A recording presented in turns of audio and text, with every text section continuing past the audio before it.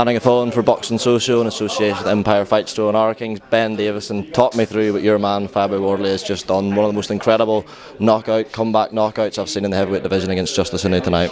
Yeah, he's made a bit of a viral moment, hasn't he? So, yeah, phenomenal. Had to come through a lot. We knew that he would have to come through a lot. You know, we told him, and we didn't think he'd be banking rounds against Huni. We rate Huni in terms of pure boxing very highly, and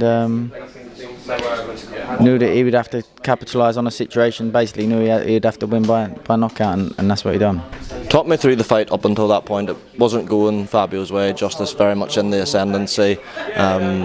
Quick hands, head and body. What was going through your mind as Fabio's coaches? You get into the second half of that fight, and fatigue setting in. Are you at any point beginning to lose a bit of confidence, a bit of faith?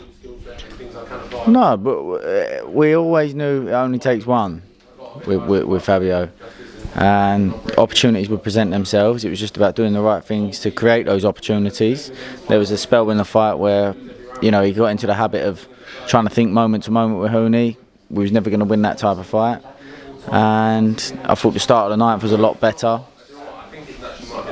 and then in the 10th, was able to capitalise on a certain situation. What was you and the team's scouting report on Justis Huni coming into the fight? Lots been made of his amateur pedigree. What were his main strengths and his weaknesses in your team's eyes, coming into this? He's got a very good IQ, very good at setting traps, disguises them well.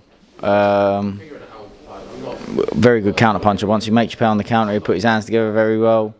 We knew it was going to be difficult to win that type of fight moment to moment, but he's got a few tendencies that we was confident that Fabio could capitalise on, and situated that if he took it on, we would call it, he's able to land and some potential fight-ending moments, and he ended up finding a shot.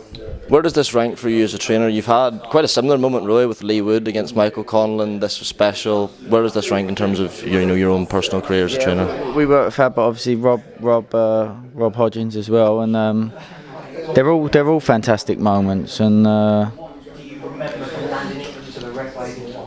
yeah, I don't rank any higher than any others.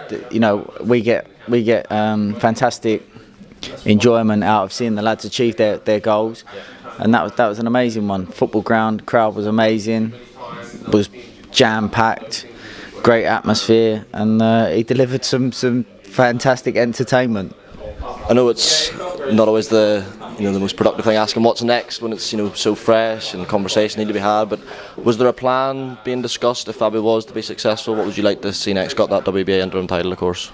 Yeah, the land of the heavyweights can change very quickly, and he's got a baby coming, so we'll see after that. Ben, thanks for the time. We'll let you go, mate. Thanks, mate. Appreciate that.